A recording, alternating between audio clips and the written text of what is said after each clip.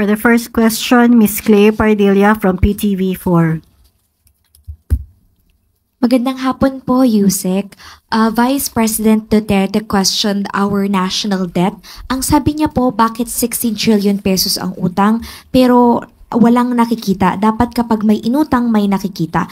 VP also expressed frustration po over the San Juanico Bridge being promoted as a tourist spot. Hindi daw po ito dapat tourist spot. How does Malacanang respond to this? Thank you po.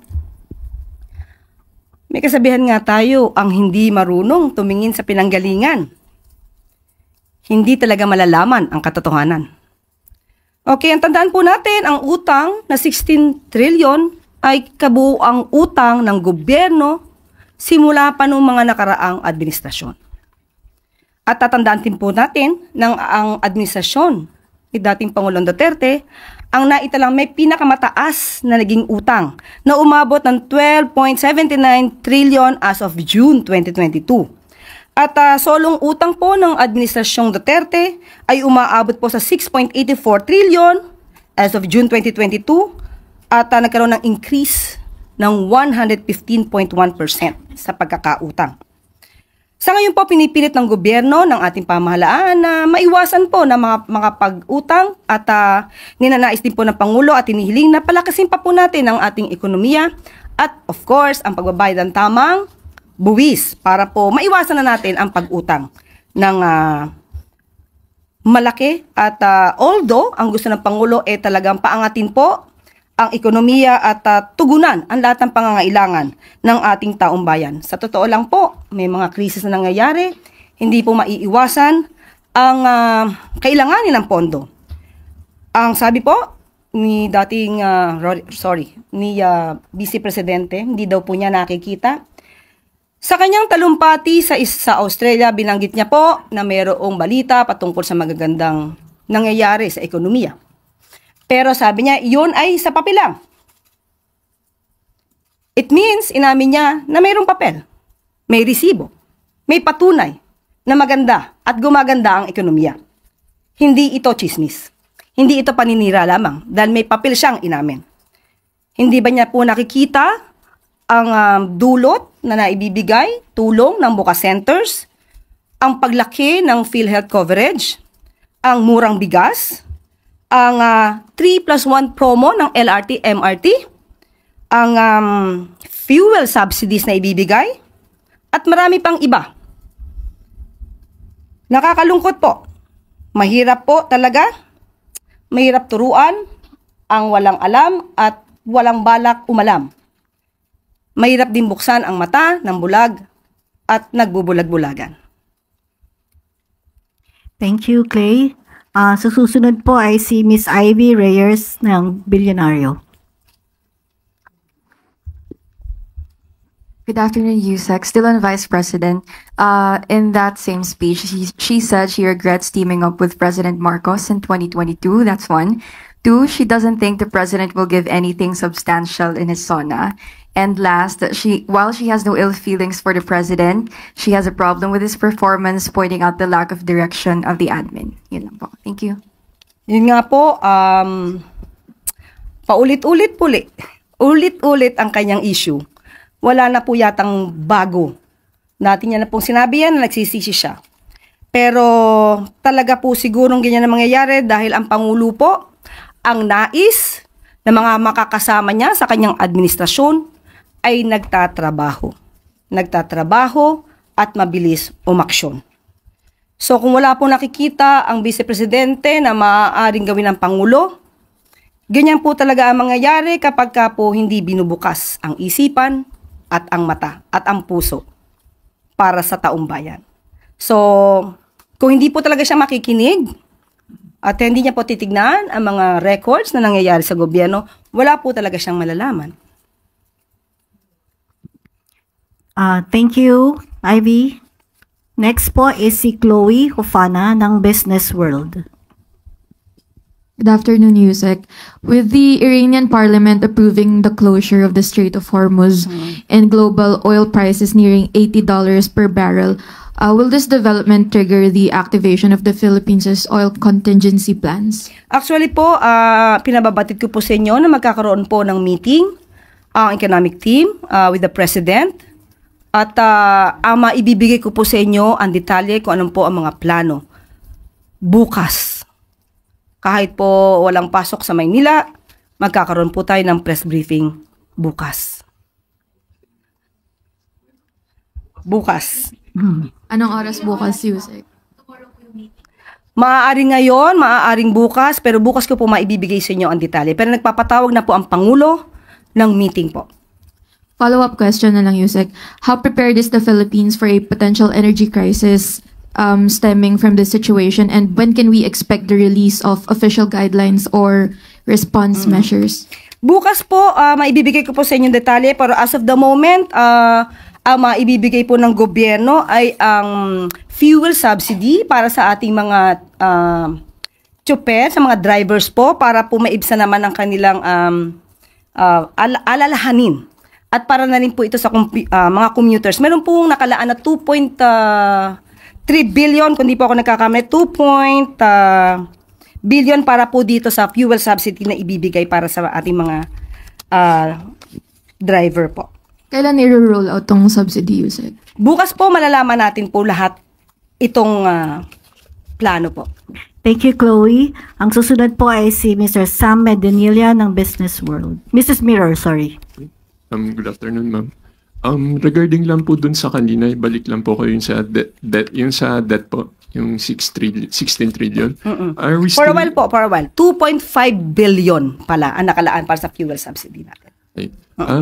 Base po dun sa mga ongoing economic developments, yung crisis sa Middle East, are we still confident na marireach po ng government yung 5.3% GDP, debt to GDP target ng DOF po? Naku, yan po talaga ang pinagdarasal natin. Pero sa mga nangyayari po at na hindi na po natin to kontrolado, ipanalangin po natin na maabot pa rin po natin. Pero pipilitin pa po sa abot na makakaya ng pamahalaan at sa mga direktiba po ng Pangulo, pipilitin po natin ma-attain pa rin po yan, despite all of this. Tapos sa second question ko po, may update na receive na po kaya ni President Marcos yung copy ng Konektadong Pinoy Bill at saka meron na po ba siyang decision if he will veto it or not? Thank you. Katanong ko lamang po kanina kung may natanggap na po ba siyang enroll bill para sa Konektadong Pinoy. As of now, wala pa pong natatanggap, pero rest assured na kapag po natanggap ito ng Pangulo, pag-aaralan po itong mabuti para po sa lahat ng stakeholders, para po sa mga kababayan natin na nangangailangan po ng magandang internet connection at sa mga service provider din po. Follow-up lang po. Bali may plan po kaya si President na makipag-meeting sa stakeholders na may mga concerns regarding dun sa bill? Sa ngayon, wala pa pong ipinararating sa atin dahil hindi pa naman po niya nababasa kung ano yung Konektadong Pinoy Bill, ang detalye po nito. At malamang po, pwede nating sabing oo dahil po ito rin para naman sa lahat. Thank you, Sam. Next will be Ann Soberano, Bombo Radio.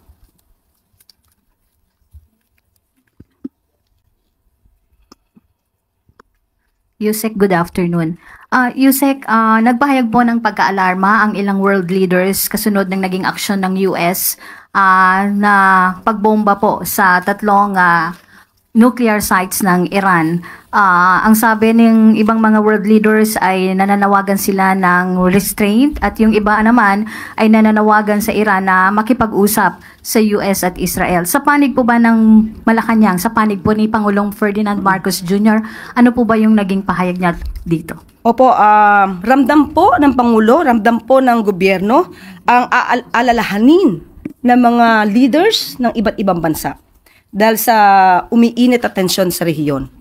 Ang panawagan din po ng Pangulo ay magkaroon po ng mapayapang pag-uusap at diplomasya para po maibsan ang lumalalang hindi pagkakasundo. Kailangan din po manindigan para sa pandaigdigang kapayapaan para maging matatag po ang global community o pandaigdigang komunidad. Yan po ang mensahe ng Pangulo. On the follow-up, Yusek, bukod po sa pagtaas ng presyo ng langis, ano po ba ang posibleng magiging epekto nito sa atin, sa bansa, sa Magkakaroon to Pilipinas? ng domino effect. Kasi kahit sabihin natin na magkakaroon ng fuel subsidy ang mga drivers natin para sa mga commuters, hindi maiiwasan na iindahin din po ito ng mga sa logistics, sa trading. So, yun po ang pinagdarasan natin na maiwasan po natin at mabigyan ng magandang solusyon para po hindi masyadong mabigat ang daranasin ng mga kababayan po natin dahil dito sa tensyon na nangyayari sa Israel at Iran. Thank you po, Yusek. Thank you, Anne. One more question from Maricel Halili, TV5. Magandang hapon, Yusek. Yusek, going back on VP Sara's statement, on the part of the President, meron ba siyang regrets also na nakipag-team up siya with the VP? Wala po ako nadidinig sa Pangulo na siya po ay nanghinayang. Kung siya man po ay nakipag-team up sa Vice Presidente. Sa ugali po ng Pangulo, hindi po natin madidinig ang ganung mga klaseng negatibo mula sa kanya. Wala po tayong aasahan na anumang paninira kanino man. So, yan po ang Pangulo. Kung may nagsisisi man na sa kanya ay maka-team up siya, it's their loss, not the President's. Last na lang. Kasi tinawag ni VP na budol yung ginawa daw ni PBBM. Your thoughts on that? Budol? Talaga? Hindi ko alam kung sino ba ang budol. Hindi natin alam kung sino ba ang nambubudol. Sa panahon, sa nakikita po natin na pagtatrabaho ng Pangulo, sa pag-uutos sa amin na focus sa trabaho at hindi pamumulitika, sino ba talaga ang nambubudol? Last question po from Mr. Ivan Mirina, GMA7.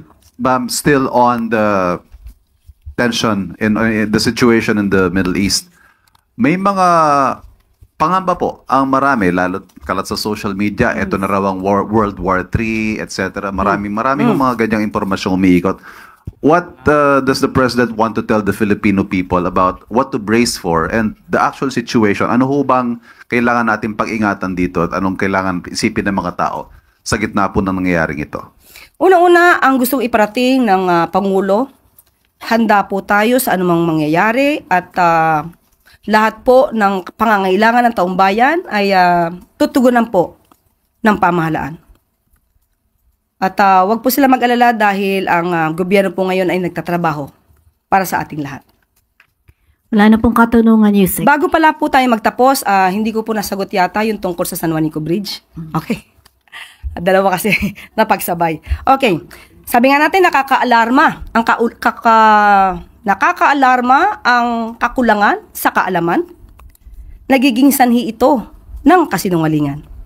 Tandaan mo natin, ang San Juanico Bridge, ito po ay simbolo ng kagandahan at engineering capabilities nung panahon, nung 1973. Siguro karamihan sa inyo, karamihan sa atin, hindi pa pinapanganak.